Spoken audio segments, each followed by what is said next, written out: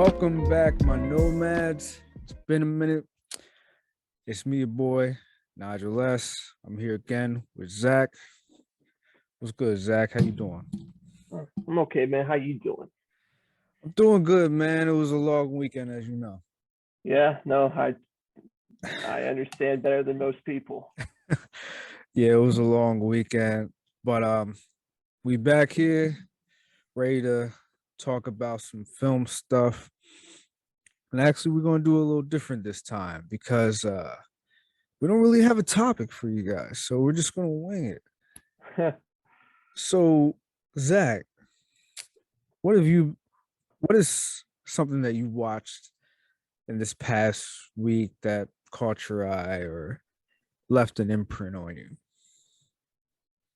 Hmm. If you've watched anything at all. I have. I've watched a couple things, obviously, because I found myself with this amount of free time. I've watched a couple things. One. I don't know how much you're into horror films. The movie *Malignant* by what's his name? Something Wan, Joseph Wan, something like James that. Wan. James Wan. Thank you. Mm. It was okay. I mean, in terms of the thing is with that kind of movie is that everyone expects like Saw and Insidious and all that stuff, kind of stuff, right? And it was pretty good for what it was, but you kind of get used to his type of film, so you kind of produce you kind of have an idea what could have happened. You know what I mean? It was okay. It was a good 2 hours I wasted. I just watched the second last episode of the season for the show Billions. I don't know if you watched that with Damian Lewis, Paul Giamatti. Nah. Excellent made show. Andrew Sorkin's the producer of the show. Extremely well Aaron done. Sorkin? No, his son. Andrew His son Sorkin? does it. Yeah. Oh, okay. It's very well, very, very well done. It's I mean, it's just pretty much you have this lawyer who's Paul Giamatti, who is pretty much a civil servant, attorney general, Manhattan prosecutor, goes against Damian Lewis, who is a hedge fund owner. And he's like most hedge fund guys, he's just he skirts the edge in terms of what's right and wrong, moral and all that stuff, and there's a personal vendetta between the two, and it's been going back and forth for about 5 seasons, and it's really good. It's getting to a pinnacle where everything's just going to explode upon one another, and it's really well done. Right. And I wanted your take on this because I saw another trailer for the James Bond movie, and I was thinking who the next James Bond should be, and I'm thinking because it has to be a British person, right? Henry Cavill. I don't think so. He's got the look. He's got the. I feel like when it comes to the Broccoli family, they don't really choose the obvious choices for Bond. Like Daniel Craig came out of left field. I mean, he was in good stuff before James Bond, though. You know what I mean? So it's not like he was. He was. I mean, I love the movie Munich. He was great in that. So it's like he's already done stuff where people and it's most people haven't seen that movie or seen any of the other stuff he was in. So it was like, oh, who's this guy?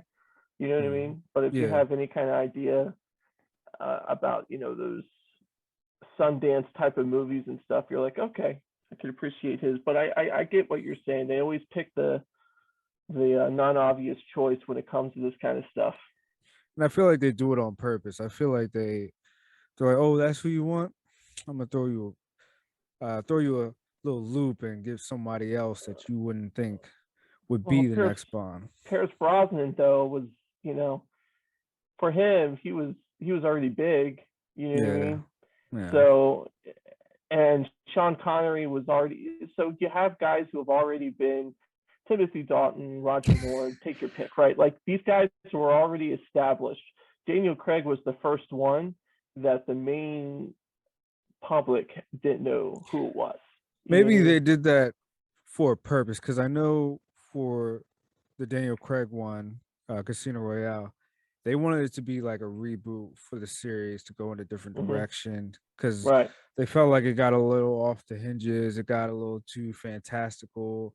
and they wanted at the time the Bourne movies were like popping and everybody Right. liked that kind of feel, so they wanted it to be a little more gritty and grounded. Hmm. I mean, Sean Connery's James Bond had like a jetpack flying through, Oh so yeah, from Russia with Mustard. Yeah, absolutely. so they wanted to ground it a little better. And I guess the best way, I do agree with that. The best way to do that is to get somebody who you wouldn't expect, who's not as big. They're very talented and they could definitely do the work, but you wouldn't expect them. So that Right. way it kind of gives the franchise a new face instead of like Right. a stunt casting. Yeah, yeah, yeah. Well, Henry Cavill would be able to do it anyway because he's got five Yo, this dude franchises. has like so many franchises, You know man. what I mean? For a guy who keeps to himself, is very private and tight-lipped about what he does. He's a busy dude. So I mean, I give props to guys like that. You know what I mean? They're I got a they. question for you. Hmm. If you had to pick a non-British actor, who would you pick? Oh. All Like, let's just say hypothetical, if people got pissed and they was like, right. "Look, So man, so many non-Commonwealth because British guys play Hugh Batman. We can play Jackman Bond." was Hugh Jackman was throwing his hat in the ring, but he's Australian, still part of the British Commonwealth. Mm. Um,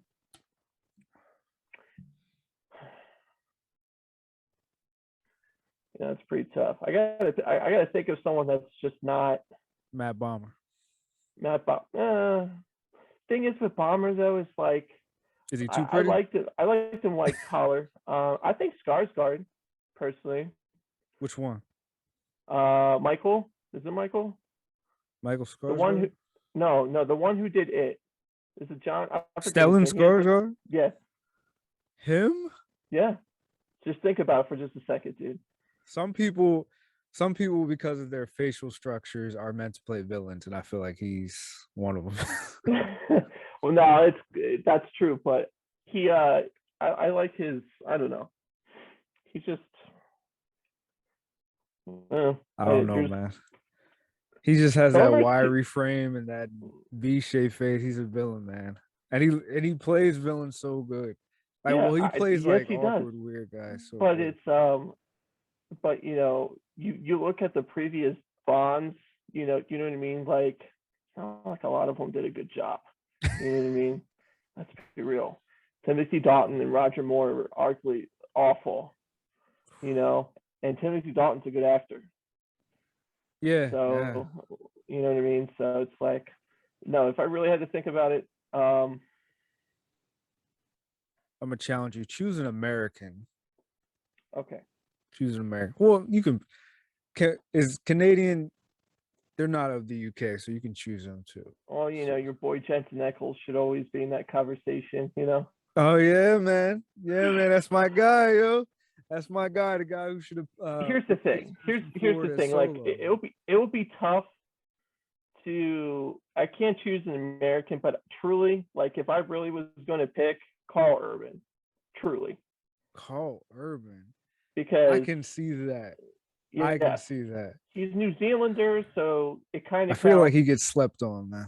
Dude, this guy, since he did Aramer in Lord of the Rings, has just been on point. He was the assassin in Born Supremacy. Like, this guy, Star Trek, pick Star your Trek, pick. come on, man. The guy You has know what range coming out of his bum hole. Yes, excuse my language. I mean? But the guy is No, good, man. He even his Judge Dredd, I loved it, man. He's awesome. I love that him in would The that would be my Boys. that would He's be my awesome. real pick. You know what I mean? Yeah, man. I can see American's that. tough because the thing is, there's not enough, I guess, so to speak, American actors that truly show Thank you. cunning and grit at the same time. Hmm. Because the thing is with James Bond, right? Like, this guy is a killer, so he has to have some kind of like aura that gives off that makes women want to take off their clothes, but at the same time are afraid of him. But And he's there's not also a like distinguished in a exactly right. sense. Educated, Old he school can feel. right. He can drown you in a urinal in a bathroom. He's educated. Like, there's some kind of sophistication to him. And I mean, to me, it's like there's not a whole lot of See, that's a whole discussion on the difference between American and British actors. Oscar Isaac, maybe. Yeah, yeah, He can do all that. He's very good. I could yeah. pick I'm him if I had. excited that he's gonna play Oh, Solid dude, Snake dude, dude. in the Metal Oh, Gear Solid yeah. movie. And he's in Dune, you Yeah, know. So Oscar it's Isaac like could definitely do that. he carried that X-Men movie as Armageddon. Apocalypse. Apocalypse, yes, excuse me. Yeah. Yeah, it wasn't his fault. It was really the direction, and they put like 1,000 pounds of makeup on him, so Well, I he mean, the could thing barely is that move, and yeah, well, the thing is with that kind of part, it was like that whole movie just wasn't no, organized anyway, it was going to and be there was doomed a to fail. million different things going on at once. It's like, look, like for a movie like this, you got to concentrate on the bad guy. Like the villain is the ultimate thing, I mean, that's what they And did in Infinity War and Endgame. It made sense. They had 1,000 different hero characters. The smartest thing to do is make the villain the focus you of the exactly movies. you want to focus on one thing. If you have a bunch of little things that you're not going to be, there's no continuity. It doesn't make sense. So with Right. Thanos, it makes sense because Josh Brolin did such a good job that it's like, okay, you can try to find a way to make the villain agreeable, like you can empathize with him or her, right? And with Thanos, it makes sense. Like in a grand scheme of things, it makes sense, right? Like you can see the rationale behind why he went where he went, right? And Yes. that's the most terrifying part about villains, because it's not about if they're psychotic and they end up killing a bunch of people, but it's how did they get there? And the thing is that most humans can reach that rationale to that and get to that point on a rather easy way. It's not like it's out of this realm that you can't think yourself going in that direction. You know what I mean?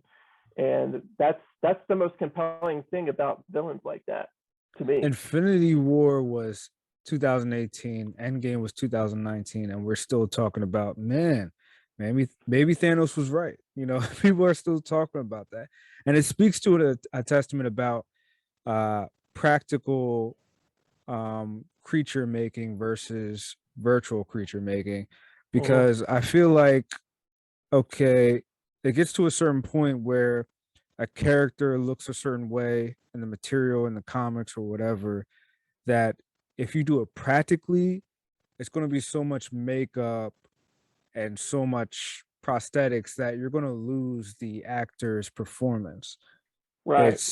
It's a testament to say, like, they went the CG route, because at first Thanos was done practically, and his first appearance and end credit scene, and Right. then they went digital, which I think was a smart way, because technology got to the point where Oh, it evolved. It they makes could, sense. yeah, That's why they didn't want to release them when they did, because yep, they technology knew wasn't where it was. it's like Peter Jackson with Lord of the Rings. Like they filmed this stuff in the mid to late 90s, right? Oh my god. But he didn't do the editing and the post stuff until the 2000s, when he knew that things were going to be where they wanted to be at with tech. If you Now look back at to Lord of James. the Rings 1, Well, most of yeah, of those course, shots were exactly. miniatures, not even Yes, CGI. it wasn't until the last Crazy. movie where they had grand scale battles where it's like, We gotta do okay, CGI. but you have to. Doesn't you have Yeah. tens of thousands of people killing each other? One And then more the thing Hobbit about the trilogy, they went overboard with the CGI. well, yeah, of course, because but Benedict Cumberbatch as a villain was pretty good, and he did the dragon and Sauron, which is pretty Yeah, good. but everything else, they used too much CGI. Too I much. completely forgot about the James Bond like an American, Ryan Gosling. He's Canadian. So you said Canadian kind of counts, Yeah. doesn't kind of. He could. Another blonde Bond. He Bradley could. Cooper. I could see it. I could see it. Although I don't know of lately though. But I could see it. Look, dude, After Bradley Cooper A has Star turned is into the Born. new. Well, as soon as Bradley Cooper turned into the new Leonardo DiCaprio, where there was like 5 years in a row he was nominated for an Oscar, and I know it doesn't mean much, and then he didn't win one. I Mm. mean, all the stuff he was. I mean, he's phenomenal too. Jeremy Renner. Yeah, that was actually my first pick for an American guy, Jeremy Renner, man. I like Jeremy I Renner. think of him in Mission Impossible. I'm like, oh damn, right, Mhm. Jeremy Renner. I think he's pretty. But you said something though, like in order to be James Bond, you need some kind of like education, sex Mhm. appeal, also like old school, like I want to say like chivalry or something like that. Mhm. And there's very few who actually like are on that kind of road. The one person that comes to mind, who a person who's not alive anymore, is um what's his name? Chadwick Boseman, who just passed. The way he carried himself on and off screen was kind of like, yo, that's the secret agent man right there. He could have been Bond. Now that whole, should Bond be a different race or whatever, that's a whole different discussion. But Right, there's right, very right. few American actors, and it takes me back to an article that Michael Douglas had with one magazine, and they were talking about. They asked him why he thinks there's so many British actors and why there's so few American actors that are making it. And he was like, "Yeah, it's a shame." And I'm paraphrasing, but he said something along the lines of, over there, over the pond, they do it. It's really an art to them. And he said he can't tell you how many times that he ran into an American uh and they were trying to be an actor because they just wanted to be cool, they wanted to be sexy on screen, and it's not all about that. Sometimes you gotta look ugly on screen. Sometimes you gotta get grimy.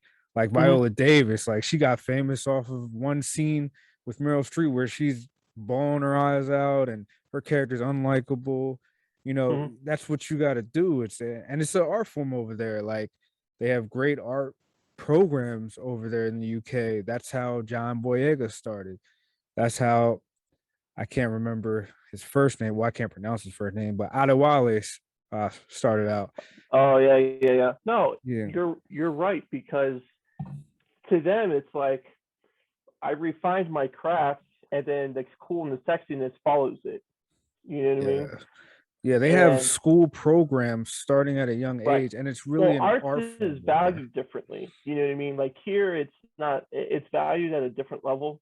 Yeah, You know what I mean? And it's not. And not everyone, in terms of all demographics, really appreciate that stuff compared to over there, where majority of no matter what your socioeconomic level is, you appreciate it. You appreciate the arts, excuse me, in some kind yeah, of degree. You know what I yeah. mean? No matter if it's music or acting or stage or art or whatever it is, right? Mm. Now, you saying that brought to my attention one more person, Ben Barnes. He was Oh in yeah, Westworld and The Punisher. yeah. He played Billy Russo in The Punisher, and I'll tell you something, that dude can flip a switch in terms of that real fast as Honestly, well. he would be a great choice. They would probably just tell him to like put on some muscle, but he would be a great choice. He has this suave, especially in the Punisher, where he played the what was his Billy name? Russo. Yeah, Billy Russo. Like he had this that's a perfect audition character for Bond, I feel Well, he like. did both. He's It's so like he was suave, but he educated. can He was snap on educated him. in that part. He went to Wharton, right? Yep. And he was also special forces in the military. So it's like, okay, this guy's got both. And then when he was unhinged, right? Yeah. I'm like, dude, this guy just took on a completely different. He Ben just took on a Barnes, that's completely our different. choice. Yeah, That's our you know. UK choice. We said it first here in the Nomader Bitcast. Ben Barnes. Prince Cassian himself. Yeah. Well, that's right. Yes, The I forgot. I Chronicles of keep forgetting Narnia. about that. Yeah, yeah, yeah. I keep forgetting about that. I think of him, Ben Barnes, in like Westworld and Yeah, stuff more Westworld. recently, and it's Mhm. like, oh, okay. Um, no, I think that's the I think right. that's perfect, man. Hey, look, if John Hamm was a little younger, maybe him. You know what I mean?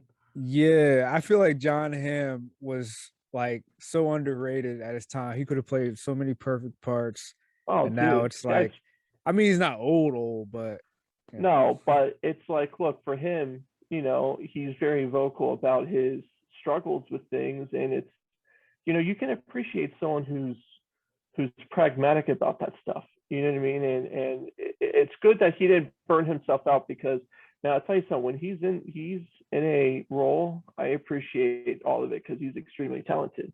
Mm-hmm. What kind of struggles did he go through? Well, he was Oh, really? alcoholism. Oh yeah, definitely. And Playing I on feel Mad like, Men probably didn't help. well, since he played someone who had a very similar type of issue, that definitely encourages you to go to that extreme, I think. You know what I mean? And I feel like Michael I K. feel like a lot of Williams, I feel R.I.P. like exactly. I feel like some people, when it comes to that type of thing, right, that everyone just assumes just because you got a bunch of money, you're not haunted in some kind of capacity. And the thing is, when you're an artist, you probably know this better than myself, but from what I've noticed from some of the people I'm close to in the industry, I feel like the more gifted they are in that type of environment, the more they got to go through in terms of personal adversity, because that's something that fuels it, you know? Especially when you're an actor who actually goes to that place instead of, you know, create it and Mm-hmm. just act on it, put it out there to play on it.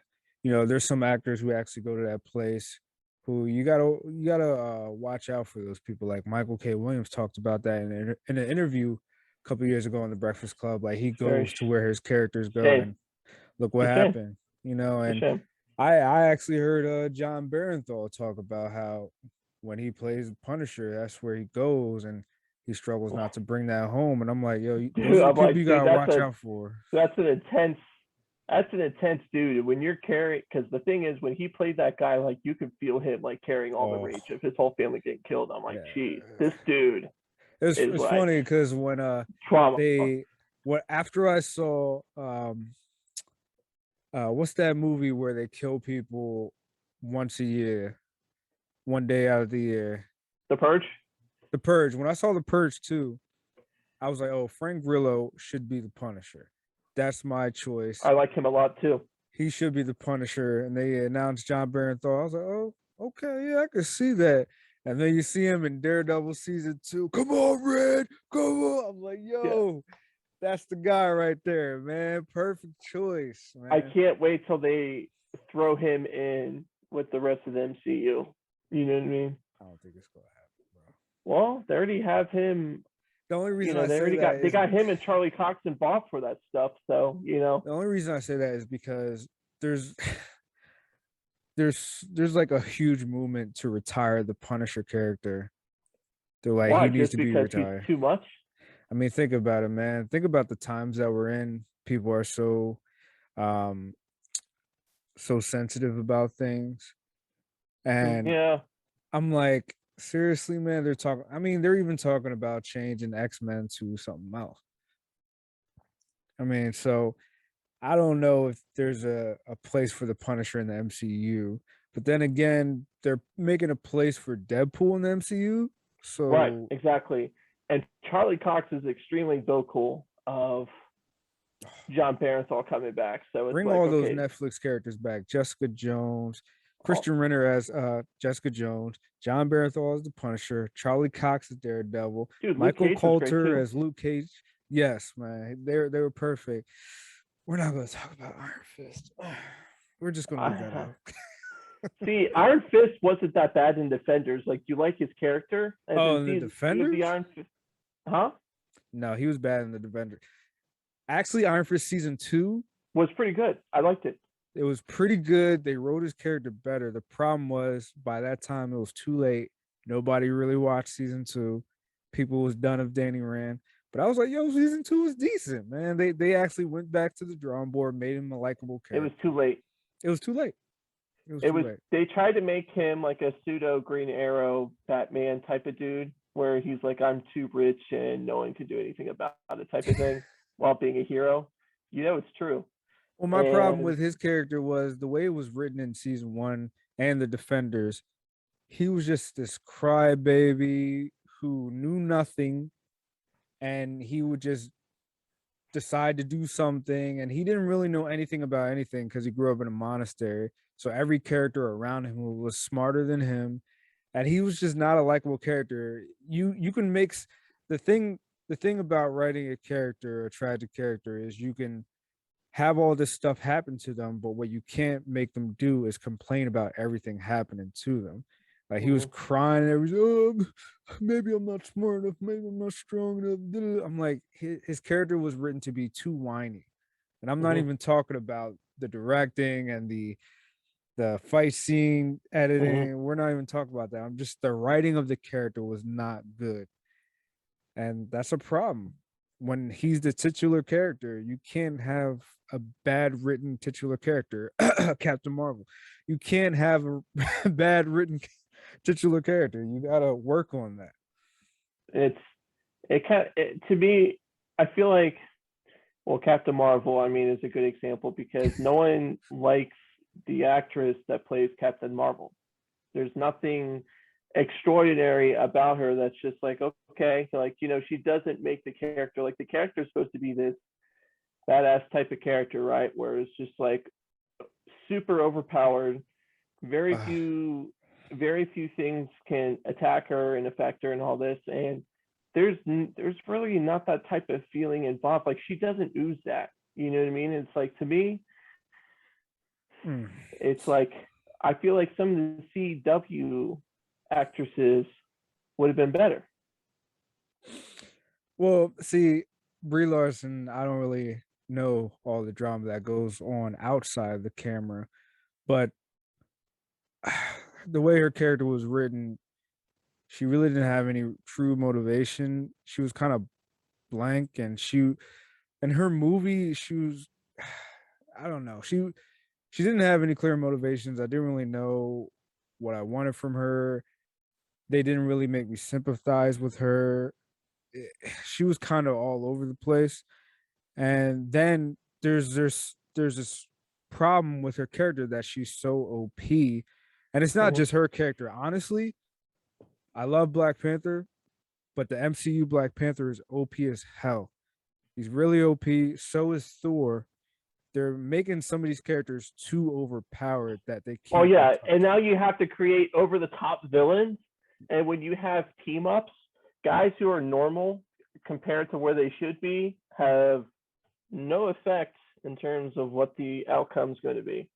And then you're reliant on a few characters who are like super strong to get it done, and it kind of defeats the purpose of these mega blockbuster team ups.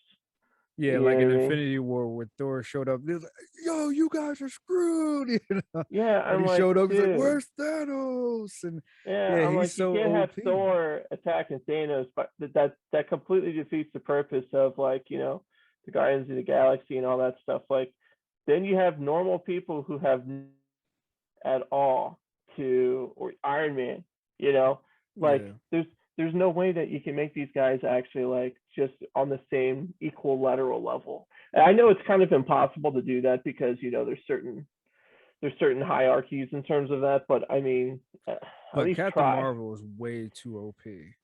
Right. Way too And the OP. thing And is, it's like to me, it's like, even though she's super strong, like, she doesn't seem like it because it's just like, okay, they I'm gonna never do have this her on without screen. trying. Yeah, Yeah, well, that too. they never have You her know on what I screen mean? because she's so OP. They can't put her on screen to fight anybody. Like she showed up to fight Thanos and he smacked her. I was like, "Oh, like, that's bad writing right there, man." Because No, they don't know that's what not to how do that with should her. be. Yeah. He's Well, like a cop that's like traversing the universe, helping everybody out, and that's their explanation for not putting her on screen. Where were you at? Oh, well, there was another threat over on the third quadrant of the yeah, universe, yeah. and it's like, come on, That's even why I like the DC heroes more, because when it works right, the team ups make sense. You bro, know you what I did mean? not just say that. The DC characters are so OP. They're literally like gods, man. And their whole Okay. explanation is, oh, they're aliens. Oh, I'm like, come on, man. Every DC hero is an alien. So if you're Well, an alien not born on Earth, you're automatically going to have 10 different powers. superpowers. Well, yeah. I'm talking about 90% of the Justice League who don't have that type of ability. You know what I mean? Like Yeah. Black Canary, Green Arrow, like, things like that. Yeah. So it's Yeah. like, My favorite DC guy is Green Arrow. Well, not favorite, but one of my favorite. well, it's because his villains make sense, and it's like, in the show when you have Deathstroke running around, like that makes sense, like because he's on the same level in terms of fighting prowess as himself, but the difference is he's willing to go to any lengths to do the kill shot, so to speak, and ruin his life. Yeah. And Oliver is not willing to do that. Like that makes sense. That's the whole point of being a hero, is that you're not willing to go to that level to defeat the villain, right? And you have a lot of superheroes where the villain has literally no shot at all, and you can tell they try really hard to build the story throughout the whole entire movie, and you're like, well, we already know how this is going to end. You know what I mean? It's true though. Yeah. Yeah. I mean, I saw this article the other day. I don't know how much you follow the comics, but the Joker's doing a lot in the DC universe right now, and apparently there's more than one Joker. And I saw an article. I didn't I'm read the okay whole with that. article. Yeah, I'm okay with that too. I As think long as it's they cool, do it actually. tastefully, I like it. And one article I saw was like, there's no reason for the Batman not to kill the Joker. Why is Well, he? he Why hasn't does. he killed him now? And that's the whole point, because this is when Bruce Wayne starts thinking about retirement when he does that, because he gets haunted. That's a evolutionary path that they have to take, because at some point Ben Affleck is going to be 60 and he can't fight like he's doing right now. You know what I mean? Right, So right. you might as well start taking the steps now till he has a protege, that's not Robin. You know what I mean? Well, this is his last time he's going to be a Batfleck, and the Flash movie, and You it's think? probably just going Oh, to. is that what Well, he no, said? that's what he announced, and Oh, then they're probably just going to use Robert Pattinson's Batman. which is a different Earth though. So how are they? I mean, it's Flashpoint. He merges universes together. Oh God, DC is I just thought they all were over the doing place. a whole Snyder thing as its own standalone thing. No, I remember Warner Brothers said the Snyderverse is not canon. They're not going to continue it, and Joss Whedon's Justice League is canon. But It's the worst one. but They picked the worst thing to be canon. I don't understand. but what is canon in the DC universe? Because they're literally just There's making nothing. movies. Well, that's what exactly. There's no one actually having a storyboard like Zack Snyder, who actually took the time to link all of it together. Making movies just for us to assume that if this is canon or not is not the way to do it. Because they're just making movies out of their ass, and they're seeing what works. So I'm like, I honestly think you guys should just not have a connected universe like the MCU. Just because the MCU is making a lot of money doesn't mean you should copy and paste their format. It's not well. They're It's too trying late. to, yeah, it's too late, and they're trying to play catch up. I'm like, just do It's not standalone going to work. movies. Do standalone movies, and everybody will love them. I mean, look at the Joker. It wasn't really for me, but the movie Joker with Joaquin Phoenix, like everybody loved that, and they loved how it wasn't thinking connected. about it. It hurts my head every time, and it's Yeah, like, my boy Duran, he's a big fan. He's on the podcast sometimes. He's like, "Yo, you guys are giving me headaches whenever we talk about DC." I'm like, "Hey, talk to Warner Brothers, man, because they don't know what they're doing, man." I know this is completely off script, but I just thought of a perfect James Bond villain, Adam Driver. Adam, come on, man, he could play anything. Oh, I know he can play anything. Look, me and Adam Driver have a thing, so it's like I am already just completely not logical when it comes to it, but he is an extremely talented guy, and he could pick anything he wants, I'm sure. Right. But him being a villain, I mean, here's the thing: like, if I was in his position, I'd want to be the villain all the time, personally. You know, Yeah. because being a good guy is like, yeah, everyone remembers the good guy, but you don't talk about the good guy forever. You talk about, wow, that bad guy, he did a lot of crazy stuff. You Well, know what I there's a mean? saying, I'm paraphrasing, but a hero is remembered because of a good villain. That's why everybody loves Batman, because it's a Joker. Well, exactly. But I'm just saying he would be, you know what I mean? Yeah, Just he'd be like great. he would just be that, like, I feel like having Jesse Eisenberg as Lex Luthor as an example was just an awful idea. You know what I mean? I'm just like, what are we Yeah. doing? I Because love Zack anytime Snyder's casting, but that one was a miss. everyone sees Jesse Eisenberg as Mark Zuckerberg, and that's never changing. Well, he kind of plays those neurotic, fast talking guys, Yeah, period. but Lex Luthor is not that kind of dude. That's the No, he's thing. not. You know what I No. mean? So they I mean, had he to was make him so he was like an angsty young guy, fast talking and Batman versus Superman. But I'm like, Lex Luthor is calculated, he's calm, he's like 10 steps ahead in right, chess. Like right, he's a right, tactician, he's right. strategic. Like Jesse Eisenberg's character, Lex Luthor, he was just doing weird stuff with Jolly Okay, who Ranchers would have and been a good Lex Luthor then? Are we going to reroute back to Skarsgård then? He should have been, but the thing is, his age is the only problem with that. well, the question is, because Zack Snyder went with the younger Lex Luthor, would we go back to like an older Lex Luthor, or would we Well, stay? I don't know because isn't Lex Luthor supposed to grow up with Clark Kent and all that other stuff? And like they were, Yeah, they're the same age, yeah. So so Clark Kent's like, you don't know how old he is because that's not really discussed. You're just going based on how old his parents are, and you kind of make a determination. right. But it's like I feel like Jesse Eisenberg and Henry Cavill. Like, first off, you got to have someone who's at least kind of similar to Mhm. Superman. Like in terms of like you got Jesse Eisenberg who's like this scrawny dude and who is not intimidating at all. And you're telling me he can scare Superman just doesn't make any sense to me. Kevin Spacey, when he did the Superman, like that was perfect because Kevin Yeah, Spacey's just that kind of guy. You know what I yeah, mean? that So surly if guy. He can so play those characters. so it depends on, like you said, how old do you want him to go? Because if you're willing to make him into his 30s and 40s, you have a couple options at that point. You know what I Mm. mean? Stanley Tucci. Stanley, that's a guy who, no matter what he's in, no one talks about him as the main character, but he steals it Yeah, every time. yeah, yeah. Stanley Tucci would be good, but he's a little too old. You know, Too like we old. need a little younger. Jeremy Piven.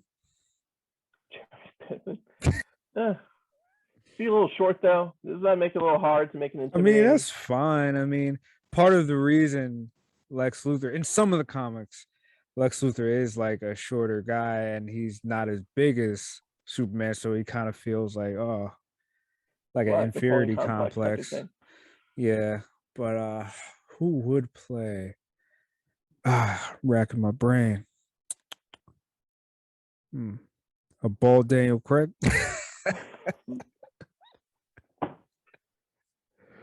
Oh, Eric who would be? Bana. Yeah, yeah, yeah.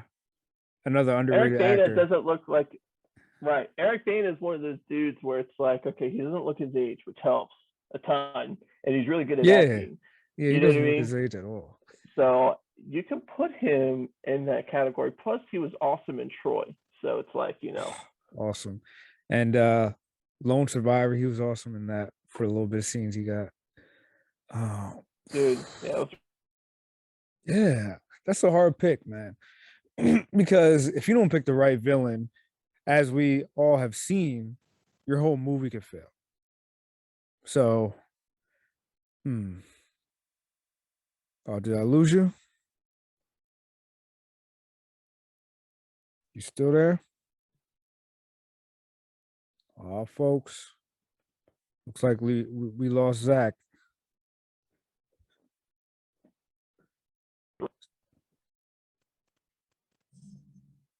Did we lose you? yeah. Sorry, it froze you, and Yeah, you was it keeps frozen. saying, yeah, it said it was frozen. It says internet connection unstable, which doesn't make sense to me. I have great internet, but what were you saying? I'm sorry.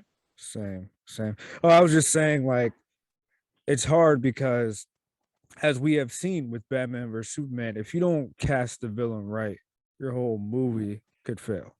Well, right. Those movies rely on good villains Mhm. more than Marvel does, because Marvel, Yeah, yeah, they, especially in the beginning, it's like, okay, we gotta create to this apex of everyone, having this emotional connection to the hero.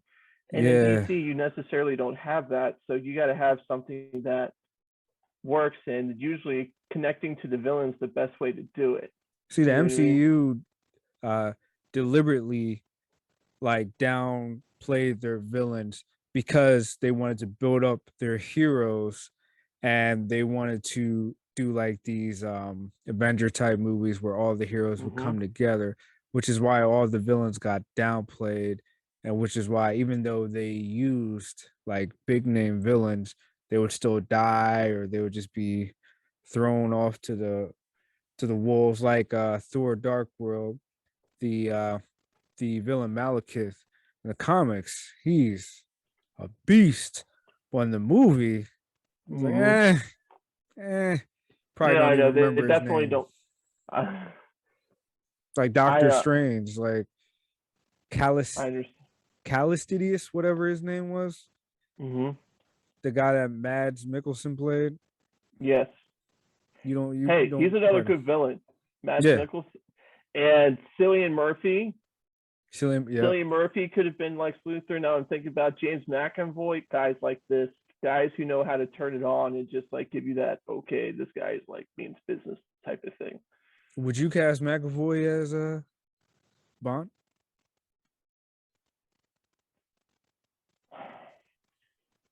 Yeah, maybe. The thing is with him is like, can McAvoy pull off convincing a woman to have sex with him all the time? And is it believable? That's the only thing. You know what I mean? Because it's like, it's not just like how you talk to her. It's like the whole attitude. Like Daniel Craig like comes across as a killer, and that attracts the woman, right? You know what I mean? Yeah. So it's like, this makes sense because whatever you say about how you think he's attractive or not, or how he comes across, it's not that. It's just like he looks at you, you're like, okay, that makes sense, because he's just got that type of draw to him. You know what I mean? Right, You can right, feel right. it. It's not like it's a forced thing with like Hayden Christensen and Natalie Portman type of thing, where it was just completely just like, what were they thinking? Oof. You know what I mean? Like this, Oof. this is like real on set chemistry that makes sense. And I just can't see McAvoy doing that personally. You know what I mean? Mm. Yeah. Yeah, I think Because we're gonna that's stick hard. with Because Ben Sean Barnes. Connery, dude, oozed a man's man. Like he was the quintessential what a man should be type of thing in the '60s, right? Mhm. Whatever, however people feel about all that stuff, like at the end of the day, people see him with his nice hair and that look and the nice car and the suit, and you're like, damn, that's exactly how I should be. Like Steve McQueen, Steve McQueen was the same kind of thing. Like you need to have like a mixture Right. between Steve McQueen and take your pick of an assassin. You know what I mean? Yeah. Timothy Oliphant could play Lex Luthor too. Now that I'm thinking about it, because he did Hitman so well. Um, Yes. Yes. Oh, dang. there's a Dang. bunch, but Jesse Eisenberg on the list to me, Mm. it's like when you have a really good football team and you just decide to put the last guy who just made the practice squad and you're putting him in for no reason. You know what I mean? It just doesn't make sense to me. There's so many other choices out there that just make sense. Yeah. Yeah, man. And you were saying a lot of things about Bond and what makes up Bond. And I'm just like, ah, in this day and age, I think they're gonna try to get rid of It's that. tough. Well, here's I the thing, mean, the next because 007 in the next movie is a black woman. right, well, that's fine. That's Like fine, yeah. but that's Yeah. this. The thing is, at the end of the day, um, that's just American culture that has that issue. It's not a Yes. worldwide view, Right. Did you because say European men as a whole still have a particular, or South America, take your pick, right? They still have a very specific way how gender roles are and all that stuff. Like, you can go ahead and argue with me every day about it, but China, watch European television, it is way different in terms of how things are set up in here. So watch like Hispanic TV and Latino TV. Come on, bro. Come on, China man. just announced not too long ago that they want to get rid of like the soft, like I think the word that they used was like non, like yes, masculine men on screen. They see what happened here, because 50 years ago you have Paul Newman, Steve McQueen, all these dudes who are just like kick-ass guys, right? Clint Eastwood, and they're like, this is what a dude is. This is what a man is, right? James Dean, even before he died, like just a badass, like just type of guy, right? Even in the low bookend of movies with the blaxploitation era, every single character, Shaft, Black Caesar, they were like the manly man, big muscles. You know, we got Apollo Creed fighting Rocky over here. Bro. We got Dolph Lundgren playing as the next film. Like, we got every single thing on screen was big, huge dudes who were manly men who shook hands like this and arm wrestled in the air while they were shaking their hand. Dude, it's like we've gone away so much that we have to put men and women in the same category as everything, that we've just taken away that there's just certain things guys can do and women can do, and that's okay. That's the whole point why we're different. You know what I mean? And it's, at the end of the day, it's not our job to bear children, nor do we have the mental capacity to even handle that. And that's a woman's job, you know, as much as that sucks. Like, they have the ability to do that on the emotional and physical level. You know what I mean? And then as a guy, I feel like being a provider or being a protector, like, certain things are inherently biologically wired in us, that this charade of gender norms just being completely melted together, where you have things, what's going on in China, where they want to have a quintessential man, so society has something to look up to, like, that's going to disappear. It's going to come back at some point. You know what I mean? And it's just a matter of when and how much headache and problems are we going to go through before we should just submit to that. You know, it's true, because you can just resist it as much as you want, but there's just certain things that we're just hardwired into, because that's just what God's just given us. Like, this, that's it. You have these roles, that's never changing. You know what I mean? And the only thing that's going to change is unless you insert AI computer chips into all of us, and then that's when it changes. But till then, you know, it's okay to have like a James Bond type of dude. It's okay to be this. You know, it's the same with women being hypersexualized the way that they were. You know what I mean? It's created this. This dysmorphia of like how women should be and how they should appear and all this stuff. You know what I mean? Well, hold on, because I was just talking about this with one of my friends the other day, and I was like, "Hey, that goes both ways, man. Like, 100%. How many times do you see like male actors have to put on crazy amounts of muscle just to do a 5-minute shirtless scene, and there has to be a shirtless scene, and he's playing like a lawyer." Like, lawyers don't need muscles. Like, come on. Christian Bale is a great example. Like, you know what I mean? Like, you have these, or anyone who's like an extra. Like, the only times they're going to be on screen is because he's attractive and he's ripped. That's it. Right. I'm like, how many times do they always have to take their shirt off? Like, the guy, like in Shang-Chi, I just watched the Shang-Chi movie. Right. And he's about to fight, and he goes in the ring and his shirt's off, and Aquafina's character is like, "Yo, where's your shirt?" He was like, I was like, come on, you could have written something better than that to explain why he doesn't have a shirt. Somebody could have stole it or something. Like, in the movie Date Night, Steve Carell put it best. Where is your shirt? To Mark Wahlberg. Yeah. Can you please put on a shirt? I remember that. He was like, "No, I'm in my house." It's like, why? I'm in my house. It's comfortable. It's late. You're the one at my door. He said something like, "Bro, you're not the only one in your house. Put on a shirt."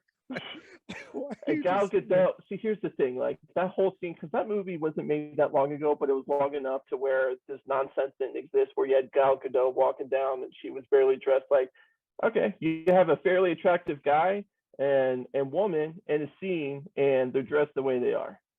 You know what I mean? And now it's like you gotta. We're I just going to think the it's far funny, bro. extreme just to like completely balance out whatever normal is. Just because when we go to see movies, we want to see attractive people or people have violence and like like there's a certain expectation of unrealism when we go see a movie. That's okay. We Oh don't have yeah, to have everything set to where it is right now. Like in yeah. Star Wars, for example, some skinny dude's not going to be swinging a lightsaber around for a half hour and not get winded. You know what I mean? Like that's just there's just certain things to Well, he's me. It's not just supposed like, to. I mean, well, because if you you're training for a while, you're gonna build the muscle. But like, that's the thing, though. Like, let's stop this act like men aren't sexualized on screen. I mean, of like they course, saw statistically that like like you said, body dysmorphia with women, that's going on with men too. And men are taking all these supplements and bro, stuff and destroying their dude. bodies to get Oh yeah, man. huge real quick. And all Yeah, this crap is going on. Like, how many times that you see the guys always got to like stand up? And I'm like, you're playing a guy who runs a laundromat. Why do you need muscle to wash clothes? Like, come on. your buttons should not be struggling because you're so Yeah. ripped. You know what I Yeah. mean? Yeah, It's like like, in Tyler Perry movies when the bus driver who believes in Jesus saves the girl who has an abusive and husband he's and ripped. he's ripped.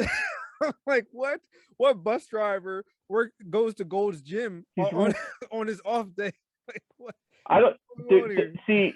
Dan Harmon made a good point with Rick and Morty on this. It's called the Mhm. Story Train episode. I don't know if Mhm. you've seen it or not. I The don't think I running joke is that all the people on the train that are men are ripped. have. You have the ticket guy who's old, who is just ripped. Paul Giamatti's character, who is the conductor of the train, is also ripped, and he beats him up.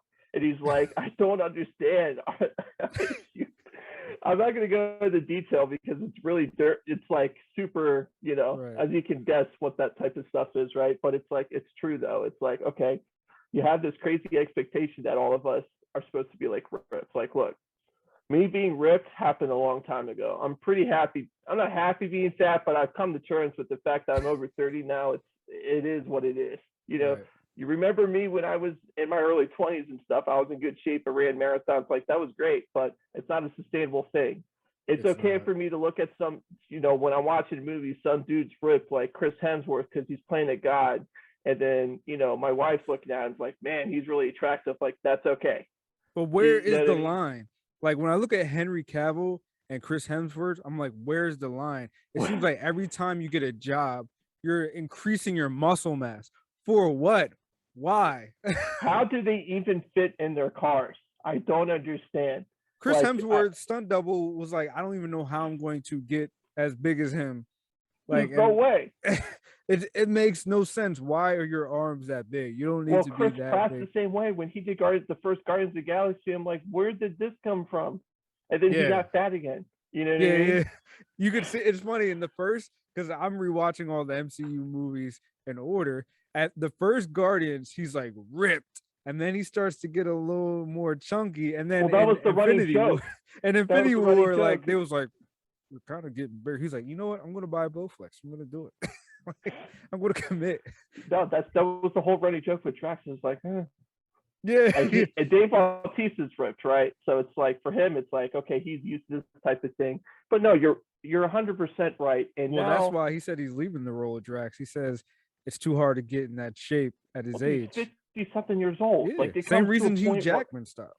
well, I don't understand how people can do, like, it's an awful lifestyle to do because the amount of time and work it takes for you to like obtain that, even people who are paid for this professionally cannot sustain it. It There's takes a just toll on your no, body. well, emotionally too. At the Listen end, to like, Tom Hardy. Like he said after doing those roles, like some of the stuff doesn't work right anymore. He can't hold his kids for a long amount of time. Like Hugh Jackman had to starve himself just to get that muscle. A lot of actors do that. They dehydrate their bodies so their veins pop out and stuff. I'm like, this is crazy. Like, what I is going on here? Like, I I everyone just expects these guys to be like Goku and Vegeta, just ripped it's naturally, and it's crazy. like it doesn't work like that. Bro, I'm a big And martial arts head, and I was trying to find stuff for this weekend. Like, where am I dude, going to find? I just found something, but but it's 3 we're years the old. only ones who are dealing with this right now. You know, as far as I'm concerned, because I like to think that I'm pretty well traveled and globally connected, where I know how a lot of other cultures think and how they view things. You just And it's like, hit it on the nose, man. That's the thing. I I'm not going to sit here and say all Americans are spoiled, but I'm just going to say, like, when you learn about different cultures and how things are handled over there, you'll just wake up in the morning like, why am I complaining? I was born in America, or even if you weren't born in America, hey, right. I live in America. If something happens, I could get you fired for saying something crazy to me or whatever. Where in other countries, like, yo, good luck. Like, you think you think you think America has a problem with poverty? Look at poverty in other countries. I Stop. know, dude. Just stop. Like, come on. I, Our poor people, there's some poor people over here that have iPhones. Like, come on, bro. Like, poverty in other countries, India, like, come on, man. Like, the way race, religion, poverty, like, just be thankful that you're born in America. Somebody might not be watching this in America or whatever, but I'm just saying over here, like, we complain about stupid stuff, like trivial stuff, when people are dealing with real stuff over there. Just be well, that's why thankful. you have so many immigrants that come over here, and there is a higher percentage proportionally for them being more successful and moving up the socioeconomic ladder compared to anyone else, because it's kind of like, it's kind of like being in a addict your entire life, not knowing anything different, right? Like the only thing you know is living in an addict, and you're never going to change. But and then once you start seeing people that that other people exist outside that addict, you have no way to conceptualize how that stuff works. Right. So you're only going to go to limiting your excuses or the reasons why you can't get out because of what you know in this box. You know Right. what I mean? And then I feel like, as being, someone who's an immigrant and who becomes successful, you understand just the hardship to get over here to begin with, Mhm. whichever way you did it. And they move up the ranks, and so to speak, like, just the fact that they already had adversity. And a lot of people who are born in this country, no matter what level of the wealth chain you were born in, has never really faced that type of adversity to where that actually motivates you. Mhm. You know what I mean?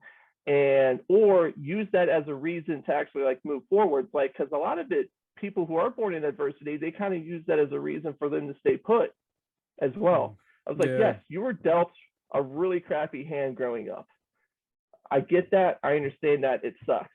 But there's something to be said about having that advantage, where someone who's in that top 0.1% will never understand. No matter how much they fail, they're always going to have a safety net. And they Yeah. want that safety net. They want to learn and understand how it feels to fail. Like, I know how these people work. I'm around them all the time. I get Mhm. it. You know what I mean?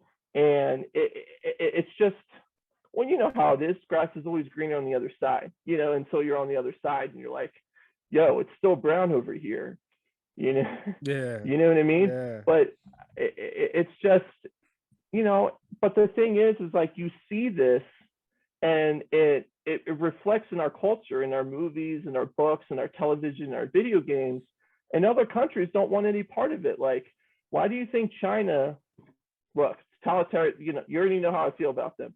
Why do you think China is doing all the things that we're doing right now? They're making laws to make sure that doesn't happen.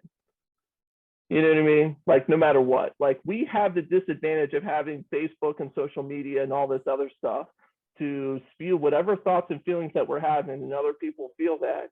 But in China, there's only a select group of people in the nation that have access to Twitter.